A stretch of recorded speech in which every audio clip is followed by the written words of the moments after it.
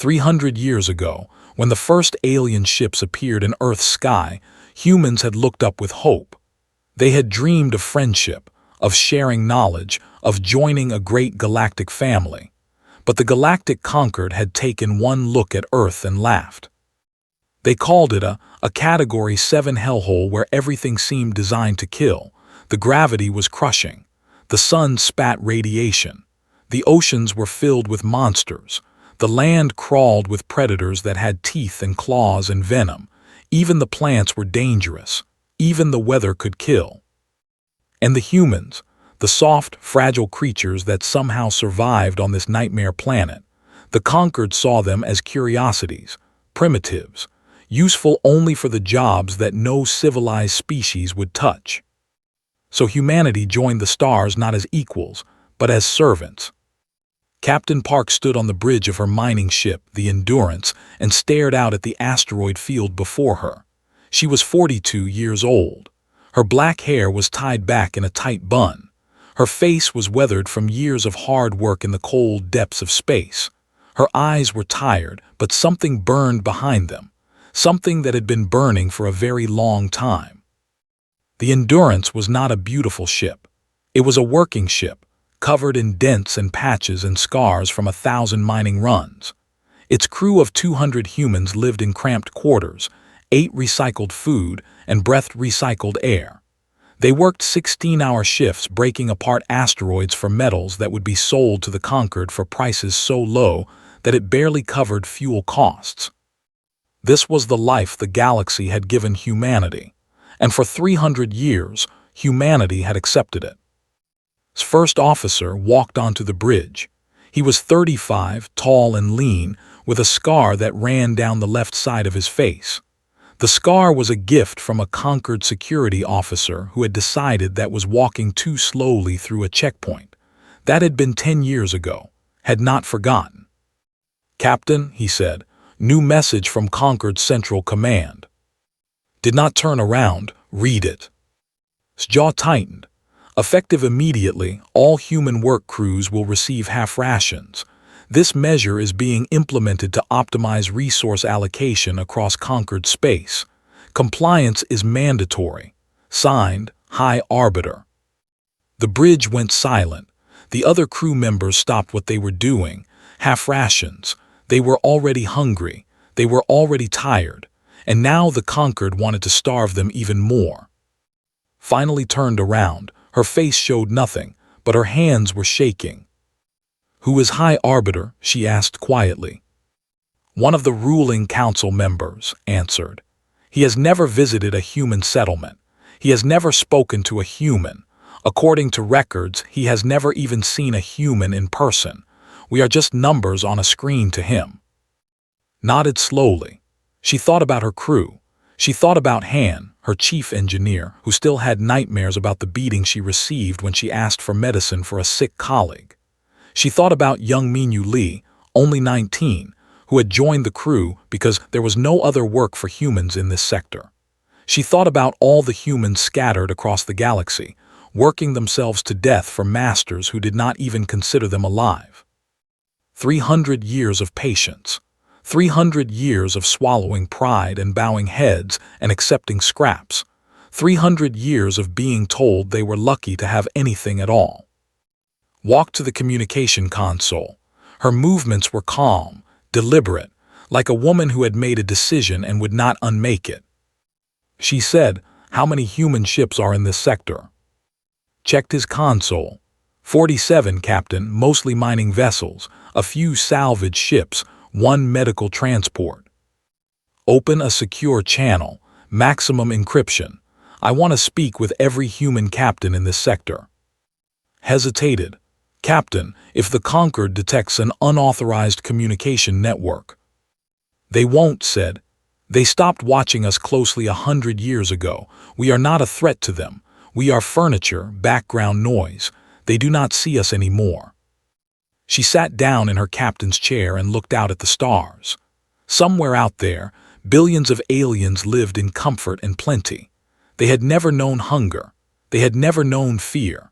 They had evolved on gentle worlds where the weather was kind and the predators were slow, and the universe seemed to welcome them with open arms. They had forgotten what it meant to struggle. They had forgotten what it meant to fight for every breath. But humans had not forgotten. On Earth, life had never been easy. Humans had crawled out of the mud and faced down predators with nothing but rocks and sticks. They had survived ice ages that killed everything else. They had survived plagues that wiped out half their population. They had survived volcanoes and earthquakes and floods and fires. They had looked at a hostile universe and said, "We will not die." The conquered did not understand this. They saw humans as weak because they were small and soft and easily injured. They did not understand that weakness and strength were not the same thing. A human could break easily, yes, but a human would keep fighting with broken bones and bleeding wounds and half a lung. A human would crawl toward the enemy with their last breath and take them down together. The conquered had made a mistake, a terrible mistake. They had assumed that because humans could be hurt, they could be controlled. They had assumed that centuries of mistreatment would break the human spirit. They had assumed that a starving, exhausted, beaten-down species would never rise up against its masters. They were wrong. The first responses came within the hour.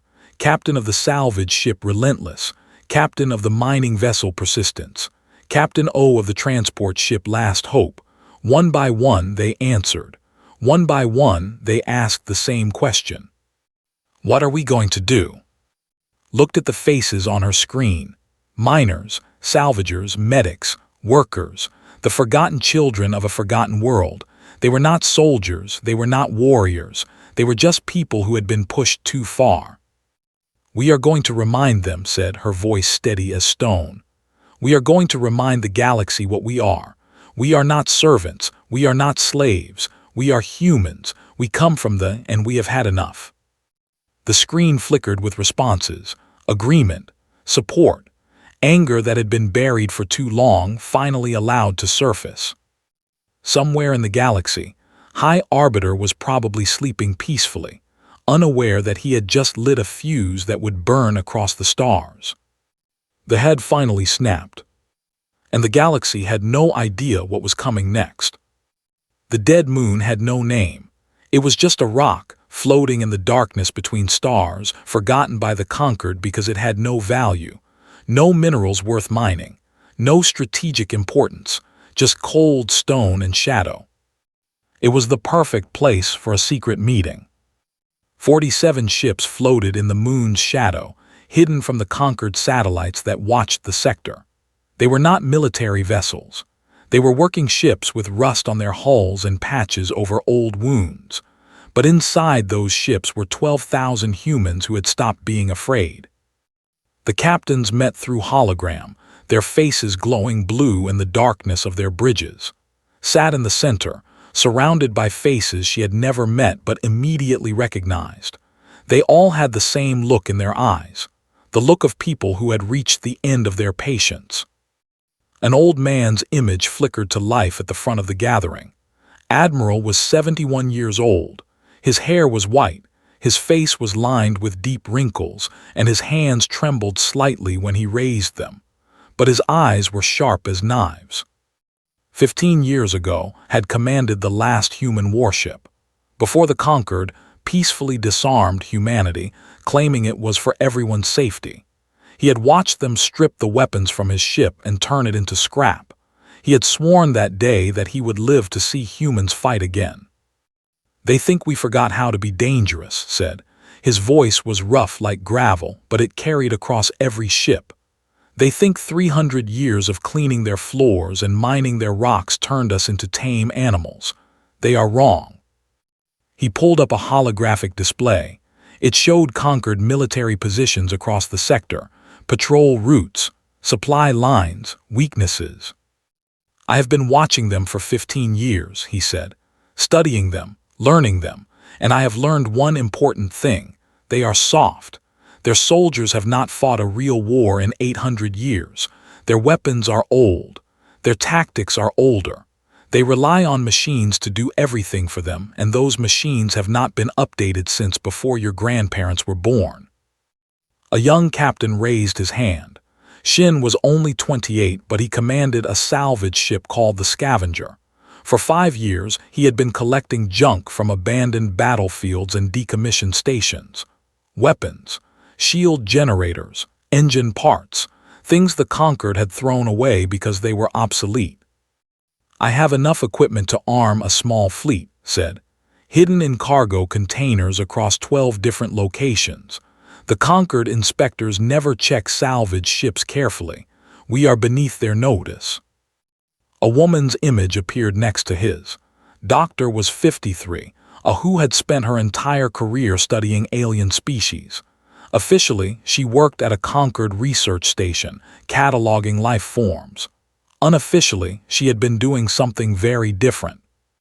"I know their weaknesses," said. She brought up images of different alien species.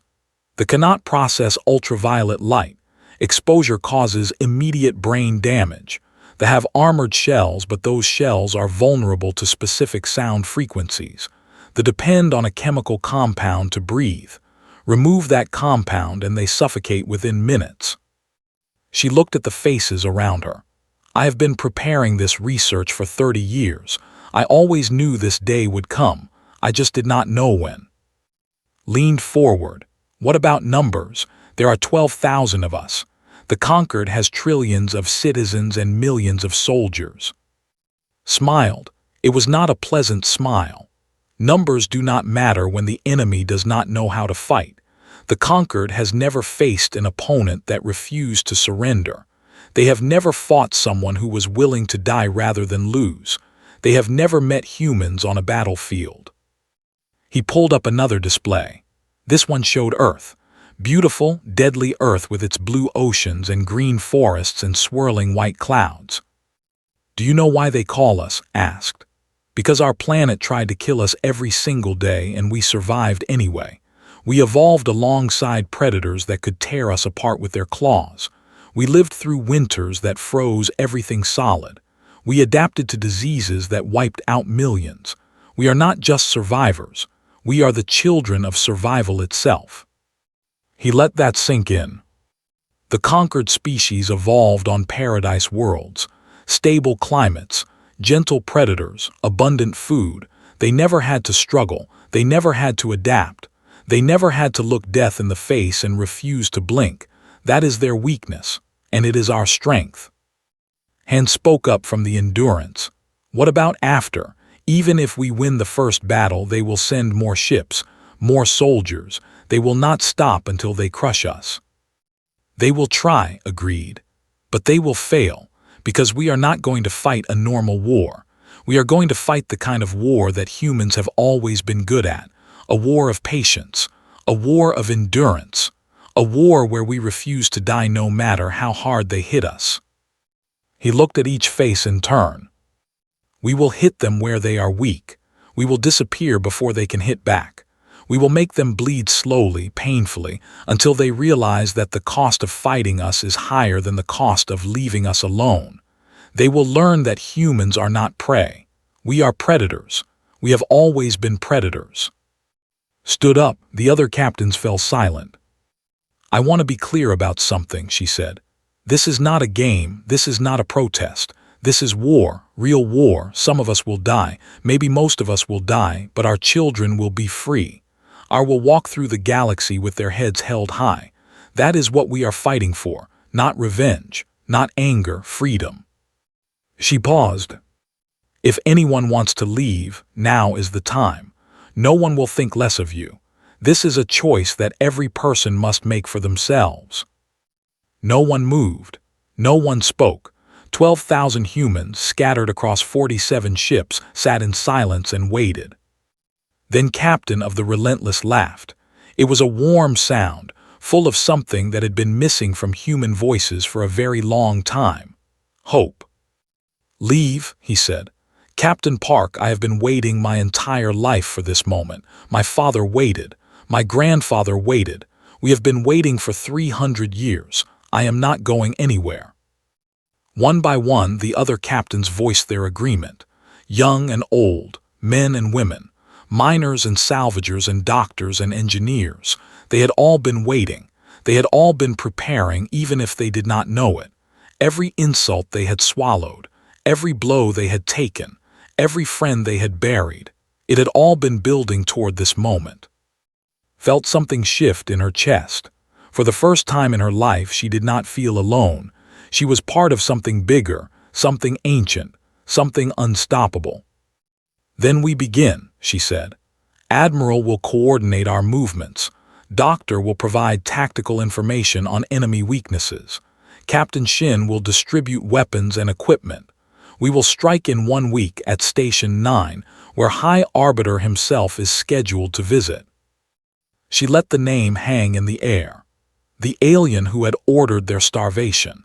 The alien who had never bothered to learn their names or faces or stories. He would be the first to learn what happened when you pushed too far. 1 week, repeated. Prepare your crews, prepare your ships, and prepare yourselves. The galaxy is about to remember why they were afraid of us in the first place. The holograms flickered off one by one. The ships began to drift apart, returning to their regular routes and schedules, pretending to be the harmless workers the conquered expected them to be. But something had changed, something had awakened. In the darkness of space, the children of Earth were finally ready to fight. Station 9 hung in the void like a metal flower, its docking arms stretched out toward the stars. It was a human station, one of the few places where humans could gather without conquered soldiers watching their every move. For that reason, High Arbiter had chosen it for his visit. He wanted to deliver the new restrictions personally. He wanted to see the fear in their eyes when they realized how little power they had. His shuttle descended through the station's main hangar, surrounded by an honor guard of 20 conquered soldiers. They were tall and thin with gray skin and 4 eyes that could see in multiple spectrums. Their weapons were ceremonial, decorated with gold and jewels. They had never been fired in combat. Himself was magnificent. His robes cost more than a human mining crew earned in 10 years. His jewelry was worth more than entire human settlements. He moved with the slow, confident grace of someone who had never known fear, never known hunger, never known what it meant to fight for survival. The hangar was empty. "Where are the workers?" his aide whispered, his 4 eyes blinking nervously. Waved a dismissive hand. "Probably hiding. They are like frightened animals. They will come out when they realize we mean them no harm." He walked through the station's corridors, his guards following in perfect formation. The lights flickered overhead, running on emergency power. The air recyclers hummed at minimum capacity. The usual sounds of a working station, the chatter of voices, the clang of tools, the rumble of machinery, were all absent. The station felt dead. "High Arbiter," his security chief said, "perhaps we should return to the shuttle. Something is wrong." Laughed. It was a cold sound like breaking glass. "Wrong? What could possibly be wrong? These are humans. They are miners and cleaners and servants. They do not have the capacity for deception or violence.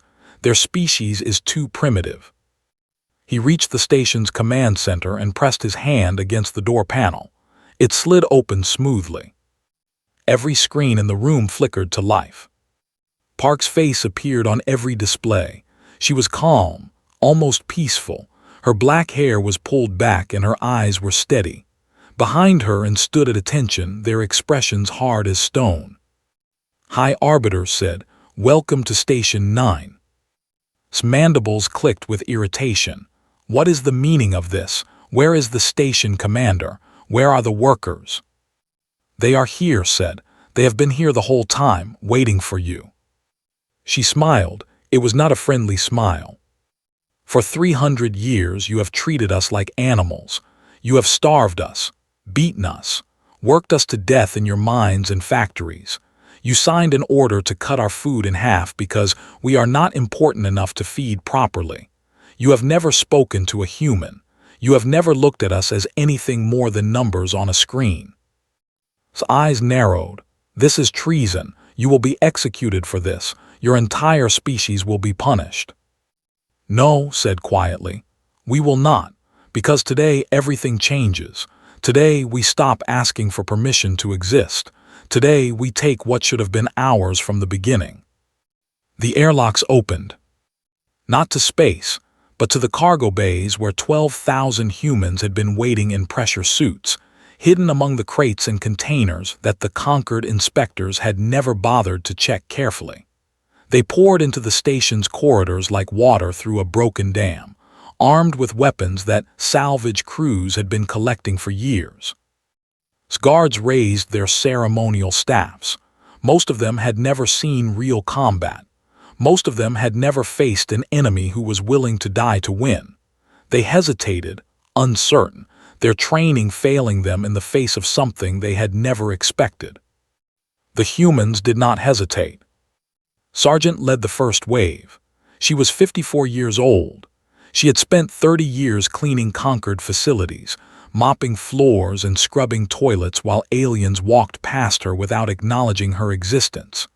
In her hands, she held a plasma cutter that had been modified into a rifle. "For my daughter," she said and fired. The first guard went down, a smoking hole in his chest. His companions tried to return fire, but they were too slow, too confused, too unprepared. The humans moved through them like ghosts, using every shadow and corner, every maintenance tunnel and service shaft. They fought the way their ancestors had fought on Earth, the way humans had always fought when survival was on the line. No mercy, no hesitation, no surrender. The battle lasted 4 minutes. When it ended, guards were scattered across the deck, unconscious or dead. Himself was bound in the command center, his magnificent robes torn and dirty, his jewelry stripped away, his 4 eyes wide with an emotion he had never experienced before. Fear entered the room. She was breathing hard, but her expression was calm. She looked at the High Arbiter the way a scientist might look at an interesting specimen. "You do not understand what is happening, do you?" she said. "You have lived for 3,000 years and you still do not understand. You thought we were weak because we are small.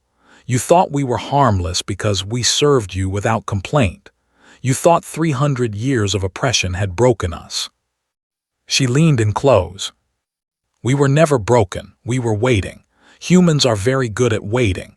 We waited through ice ages that lasted thousands of years. We waited through plagues that killed millions. We waited because we knew deep in our bones that our time would come." She straightened up and walked to the long-range communication console. Her fingers moved across the controls with practiced ease. "This is Captain Park of the Human Remnant Fleet," she said, her voice echoing across every frequency in conquered space. 3 hours ago, we captured High Arbiter and took control of Station 9. The conquered soldiers who accompanied him have been neutralized." She paused, letting the words sink in across the galaxy. "To every human in conquered space, the time for patience is over. The time for fear is over. We are not servants. We are not slaves. We are the children of the, and we will no longer bow." Another pause. "To the galactic conquered, you spent 300 years forgetting what we are. You looked at our soft skin and our fragile bodies and you thought we were prey. You were wrong. We are the most dangerous species in this galaxy, not because we are strong, because we do not know how to give up, because we will keep fighting until we win or until we are all dead and you do not have enough soldiers to kill all of us." She looked directly at the camera, her eyes burning with 3 centuries of suppressed rage. "You wanted to make an example of us. You wanted to show the galaxy what happens to species that step out of line. Congratulations. You have made an example, just not the one you intended." She smiled. "The have finally snapped, and the galaxy has no idea what is coming next." The transmission ended. Across conquered space, billions of aliens watched in shock as the humans they had dismissed as primitives declared war on the most powerful civilization in the galaxy. And on 47 ships scattered across the sector, 12,000 humans raised their fists in silent salute. The war had begun. Fleet Admiral had commanded the 7th Armada for 200 years. He had crushed rebellions on a dozen worlds. He had broken species that dared to challenge conquered authority. His name was spoken with fear across the galaxy. When he received orders to destroy the human uprising, he laughed. 300 warships, he said to his officers, against miners and salvagers, against a species that does not even have a military. This will be the easiest victory of my career. His fleet jumped into the system in perfect formation, a wall of metal and weapons that could glass a planet in minutes. The conquered ships were beautiful, their hulls polished to a mirror shine, their weapons gleaming with deadly purpose. They were the pride of an empire that had ruled the galaxy for 10,000 years. The Endurance was waiting for them, alone. Stared at his tactical display in disbelief. One ship, one battered, rusted mining ship floating in the asteroid field like a piece of debris. It did not even have visible weapons. "Is this a joke?" he demanded. "Where is their fleet?" His communications officer shook his head. "No other human vessels detected, Admiral, just that one ship." The Endurance broadcast a single message. Its voice filled the bridge of every conquered warship. "Fleet Admiral, you came to destroy us. You brought 300 ships to crush a handful of miners. You thought this would be easy." A pause. "You should have brought more." The asteroids began to move. For 6 months, salvage crews had been quietly repositioning debris throughout the field. They had attached mining explosives to thousands of rocks, connected them to navigation thrusters stolen from scrapped ships, and aimed them at the most likely approach vectors for a conquered fleet. The first wave hit before could even give an order. 60 ships vanished in seconds, torn apart by asteroids moving at a fraction of. The impacts sent shrapnel cascading through the fleet's formation, damaging shields and sensors, turning the orderly wall of warships into a chaotic mess. "Evasive action," screamed. "All ships evasive action." But the conquered navigation systems were old.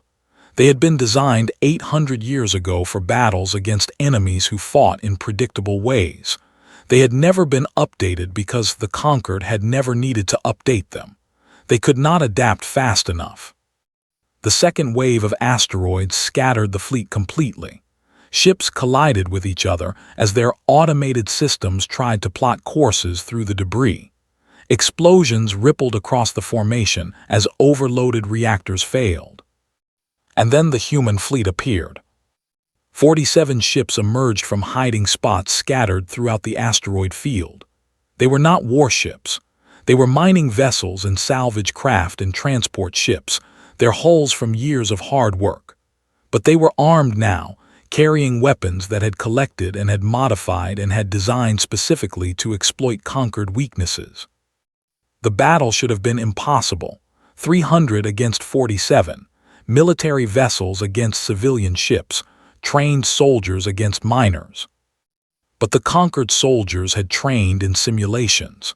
They had practiced against enemies that followed predictable patterns, that broke and ran when the fighting got difficult, that valued their own lives more than victory. They had never faced humans. Led a boarding party onto the conquered flagship. 30 miners armed with plasma cutters and salvaged rifles against 600 trained soldiers. The conquered troops expected them to charge down the main corridors, to fight in straight lines like civilized beings. Instead, the humans crawled through maintenance shafts and air ducts. They dropped from ceilings and rose from floor panels. They attacked from angles that should have been impossible, disappeared before the enemy could respond, and attacked again from somewhere else.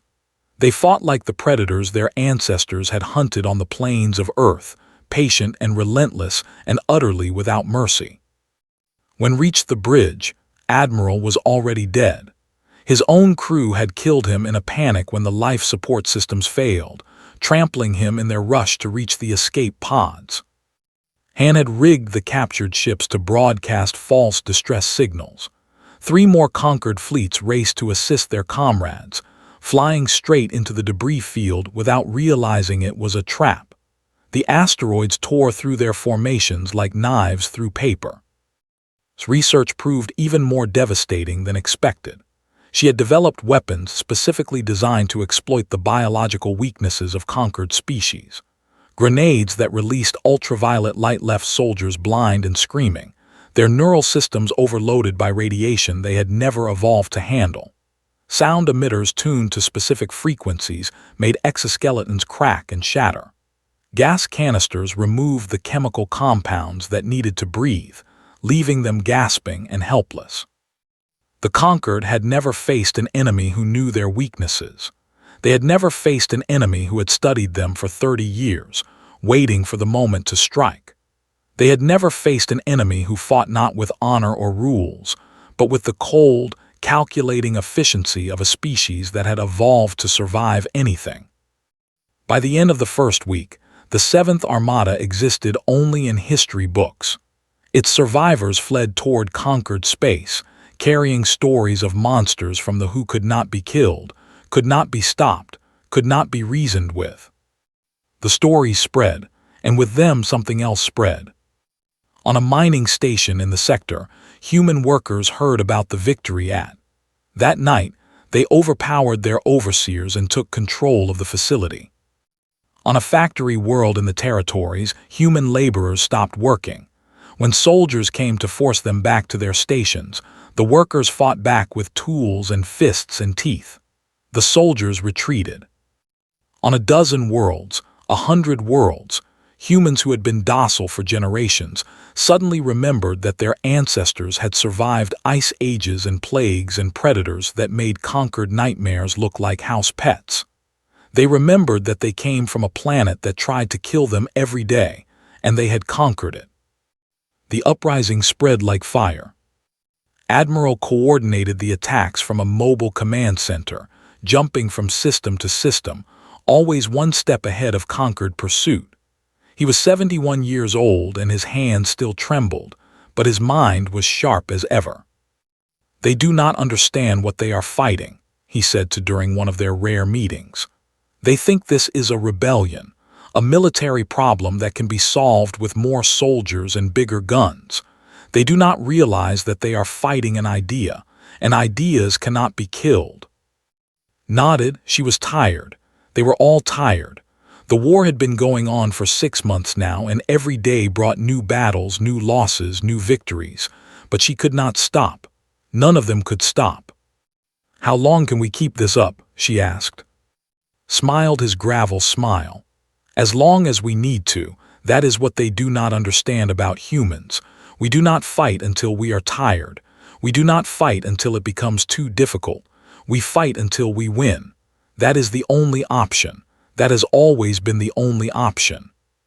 He looked out at the stars. "The conquered has never faced an enemy like us. They have conquered species that surrendered when the cost became too high. They have broken civilizations that valued comfort over freedom. But we are not like those species. We were forged in fire and ice and blood. We do not know how to give up, because giving up was never an option on Earth." By the end of the first year, the Galactic Conquered was fighting a war on 100 fronts. Their economy was crumbling as human workers refused to return to their posts. Their military was stretched thin across a galaxy that had suddenly become hostile. Their citizens were afraid, truly afraid, for the first time in 10,000 years. And the humans kept fighting. They fought in asteroid fields and on space stations. They fought in the corridors of conquered ships and on the surfaces of alien worlds. They fought with weapons and with tools and with their bare hands. They fought because they had no other choice. The head finally snapped. And the galaxy was learning what that meant. 2 years of blood and fire and death. 2 years of battles that should have been impossible. 2 years of watching the greatest empire in galactic history crumble like sand before a rising tide. The Peace Summit was held on a station built specifically for this moment, floating at the edge of known space where no flag flew and no species could claim ownership. It was neutral ground, though everyone knew that neutral ground no longer meant what it used to mean. The conquered delegation entered first. High Chancellor led them, the same who had been captured at 9 2 years ago. He had been released after 6 months of captivity, during which he had learned more about humans than any conquered citizen in history. He had watched them eat and sleep and argue and laugh. He had seen them mourn their dead and celebrate their victories. He had listened to their stories about Earth, about survival, about what it meant to be born on a world that wanted to kill you. He had entered that captivity believing humans were animals. He had left it understanding that they were something far more dangerous. The human delegation entered second. Admiral Park walked at the front, her black uniform crisp and clean, her shoulders straight, her eyes steady. She was 44 now. The war had aged her. There were gray streaks in her hair and new lines around her eyes, but she moved with the confidence of someone who had led her people through fire and emerged unbroken. Behind her came the others. Now a general, his scar still visible on his face. Han, whose engineering genius had turned mining ships into warships, whose knowledge of alien weaknesses had saved countless human lives. Shin, who had armed the rebellion with salvaged weapons, whose charge at 9 had become legendary among both humans and aliens. And behind them, visible through the station's viewports, hung the human fleet.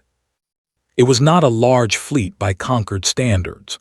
Perhaps 3,000 ships, most of them still showing the scars of their origins as mining vessels and salvage craft, but they were crewed by humans, the species that had looked at the most powerful empire in the galaxy and refused to bow. Studied as she took her seat across the negotiating table, she did not look like a conqueror. She did not swagger or boast or demand submission. She simply sat there, calm and patient, waiting for him to speak first. "You want peace," said. His voice was different now, smaller, the arrogance had been burned out of it. "What are your terms?" Did not smile, she did not gloat, she simply answered. "First, immediate recognition of human sovereignty over all human-occupied systems. This includes Earth and its colonies, as well as any territory currently held by human forces. We will govern ourselves. We will make our own laws. We will answer to no one but ourselves." Said began to protest, but silenced him with a gesture. He had learned that arguing with humans was pointless. They did not negotiate the way conquered species did. They stated what they wanted and then made it happen. "Second," continued, "full compensation for 3 centuries of exploitation. We will require resources, technology, and territory. The specific amounts will be determined by a joint committee, but the principle is not negotiable. You took from us for 300 years. Now you will give back." She let that sink in before continuing. "Third, a permanent seat on the conquered High Council with full voting rights. We will have a voice in galactic affairs. We will not be ignored or dismissed or treated as lesser beings. We are a spacefaring civilization, and we will be treated as one." His mandibles twitched.